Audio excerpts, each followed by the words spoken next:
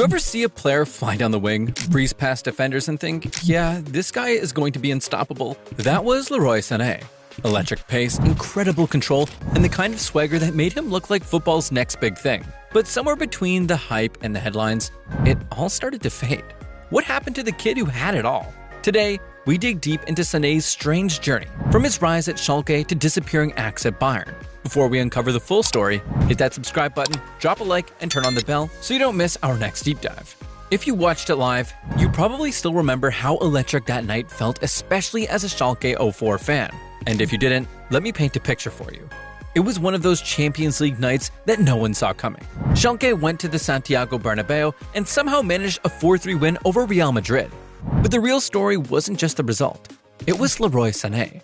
He came on in the second half, this skinny teenager full of confidence, and within minutes, he had scored a stunning goal and delivered an assist. And just like that, he went from a rising talent in Germany to a name being talked about all over Europe. Now, fast forward to 2025, and the headlines are telling a very different story. Sané, still just 29, has turned down a contract extension at Bayern Munich to sign with Galatasaray. Yes, Galatasaray. Out of all the possible moves, this was the one that nobody, not even the wildest football Twitter accounts, had on their bingo card. No disrespect to the Turkish league. It has history, heart, and some of the most passionate fans on the planet, but let's be real. This is a step sideways at best, maybe even a step down. But then again, some folks out here will tell you, the Turkish league is exactly where his level is at this moment. So how do we go from Sané, the sensation, to Sané, the surprise transfer? How does a player once tipped to be the face of German football end up walking away from the top tier of the game before 30? Because when you go back and trace the journey, it really felt like he was built for greatness, especially after linking up with Pep at Manchester City. There's no doubt that the best version of Sané till this day was in the 2017-18 season, where he played up front in that sensation trio including Raheem Sterling and Sergio Aguero. That was the year everything came together for him at Manchester City. He played a huge part in their record-breaking run, helping them become the first team in Premier League history to hit 100 points. He was scoring goals, setting up teammates, and getting more and more involved in every big game. By the time the season ended, Sané had 14 goals and 19 assists in all competitions. Those are strong numbers for any player, especially someone that young. He ended up winning the PFA Young Player of the Year award, beating guys like Raheem Sterling, Ederson, and Harry Kane. In the league alone, he had 15 assists, just behind Kevin De Bruyne, who won the Playmaker of the season. Everything was going in the right direction. He was growing under Pep, becoming a regular, and people were talking about him like he was one of the best young talents around. For Germany, he looked like the obvious next big winger. Then came the 2018 World Cup squad announcement, and he wasn't on it.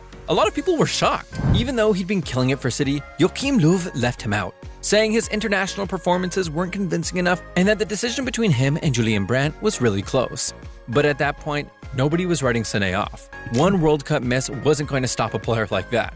He had the form, the numbers, and the platform to push on. Everyone expected him to come back even better. And he did just that the following season. Sané continued his strong form in the 2018 to 2019 campaign, finishing with 34 goal contributions in 47 matches.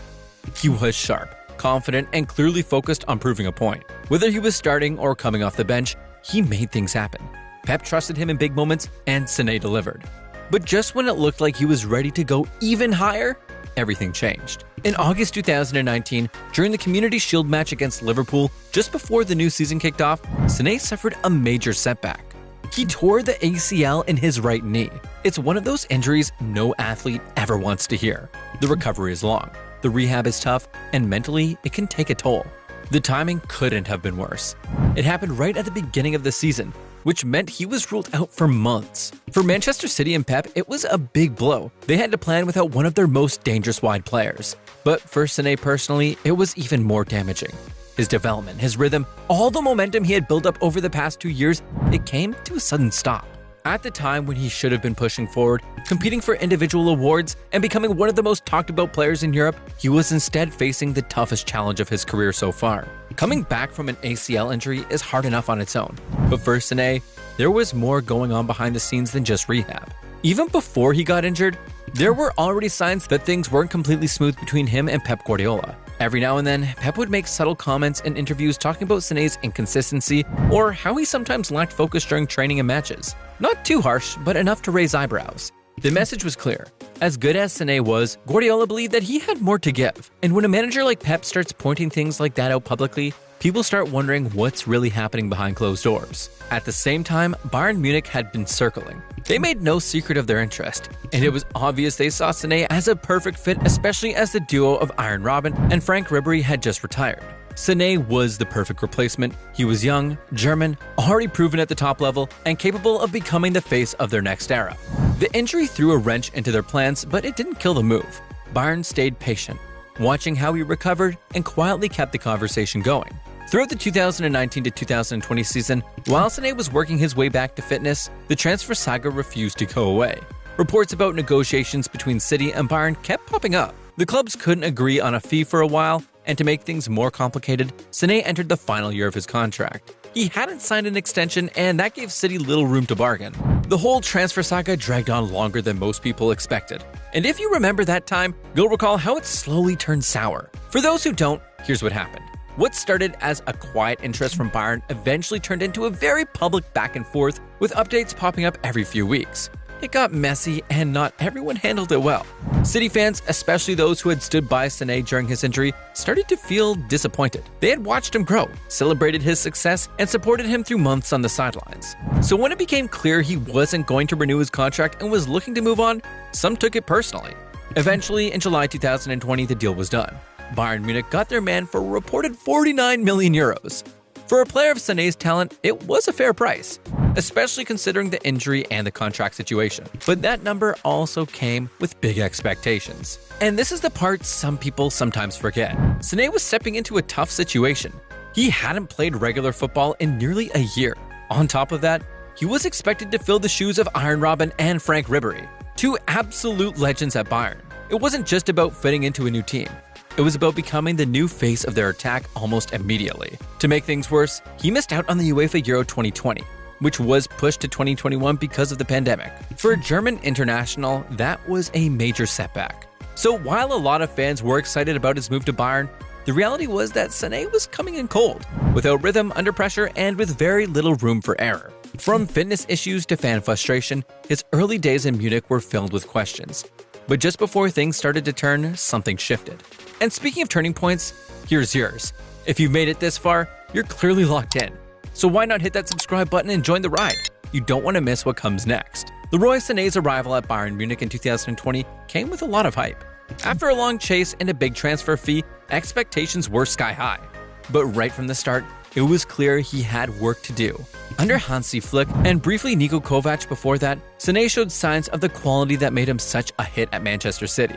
But injuries, including a recurring pubic bone issue, limited his sharpness and made it hard to get into full rhythm. On top of that, Bayern had no shortage of wide talent. With Kingsley Coman and Serge Gnabry both ahead of him in the lineup, Sané often found himself watching from the bench. His numbers were underwhelming compared to his City days, where he had produced 84 goals and assists in 135 matches. And then came the lowest point that season. During a home game against Köln, some fans in the Allianz Arena booed him.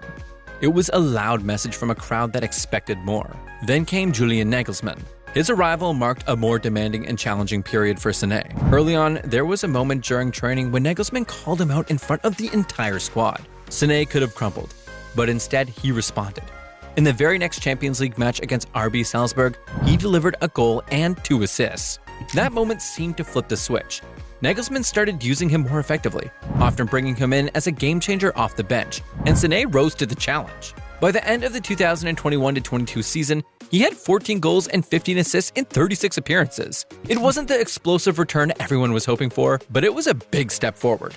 Slowly, Sané was proving he still had more to offer. Life under Nagelsmann was starting to look solid for Sané, with his role clearer and his performances improving, but then everything shifted again. Nagelsmann was suddenly sacked, and in came Thomas Tuchel, bringing a different style, a new system, and a fresh perspective on how to use Sané. Tuchel's arrival sparked an unexpected tactical shift.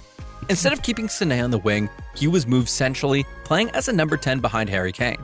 And for a moment, it looked like a masterstroke. Kane's ability to drop deep and draw defenders out created space for Sané to run into, and he made the most of it. In just the first 9 Bundesliga matches of the 2023-24 season, Sané put up 8 goals and 11 assists. But just as quickly as it clicked, things started to go cold. Sané went from scoring freely to a long head-scratching drought. In his next 11 Bundesliga games, he didn't score a single goal despite taking 31 shots. For a player of his quality, That kind of dry spell was frustrating to watch. And yet, even while his finishing went missing, his playmaking didn't. He racked up 8 assists during that stretch, showing he could still impact games even when his shooting boots weren't working. This kind of contrast ended up defining his time under Tuchel. One week he looked like one of the best players in the league, the next he'd fade in front of goal. But when you looked at the numbers across that stretch where he had 19 goal contributions in 20 league matches, it was clear he was still delivering, even if the form wasn't always consistent. Off the pitch though, things weren't always smooth either. One of the more talked about incidents was the clash with Sadio Mané, and where Mané punched Sané in the dressing room after a Champions League loss to Manchester City. The story made headlines fast, adding to the noise around Sané and raising questions about his relationships within the squad. It was another reminder that with Sané, there always seemed to be two sides: undeniable talent on the pitch and occasional turbulence off it. It was around this point that the mood really shifted.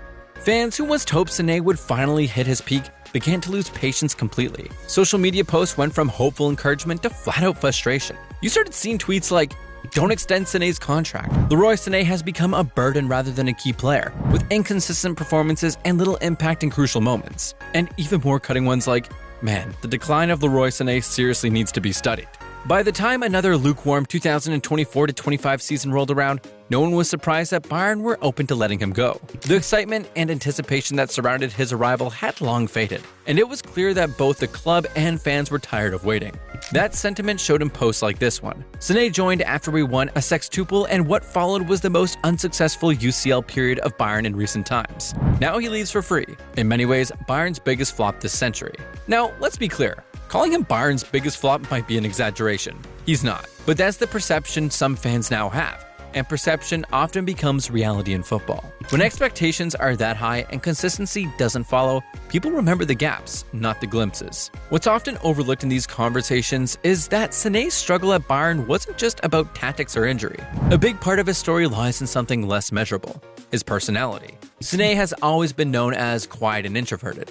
He isn't loud in interviews, doesn't show much emotion on the pitch, and rarely tries to dominate a game with force of will alone. Some critics saw this as a lack of hunger, a missing killer instinct that separates the great players from the world-class ones. Whether fair or not, the perception stuck. In high-pressure environments like Bayern, where leadership and intensity are almost expected as a default, Sané's calm demeanor was often misread as disinterest. And let's not forget the environment he walked into. Bayern paid a significant fee for him, and with that came the expectation to immediately help fill the massive shoes of Robben and Ribéry. These were two players who weren't just stars, they were icons. Add to that the pressure of being a high-profile German international and the constant microscope of national team expectations, and you get a pressure cooker scenario that few players thrive in without complete confidence and full support. Every time Sané had a bad game, it wasn't just a bad day. It turned into a headline, a debate, or a question about whether he belonged. That kind of environment takes a toll mentally, emotionally, and professionally. And for a player like Sané, who doesn't thrive on noise or chaos, it often looked like he was shrinking instead of rising. In the end, maybe Sané didn't flop. Maybe he just never found the right space to be fully himself. From wonder kid to world-class flashes, to frustrating dips and fan backlash, Sané's journey's been anything but straightforward. Thanks for watching and sticking with us. But now, we want to hear from you. Was Sané a victim of bad timing or his own mentality? Drop your thoughts in the comments. Don't forget to like, subscribe, and hit that notification bell so you never miss a breakdown like this. And if you're still curious, click on the next video. We've got more deep dives and football stories you won't want to miss.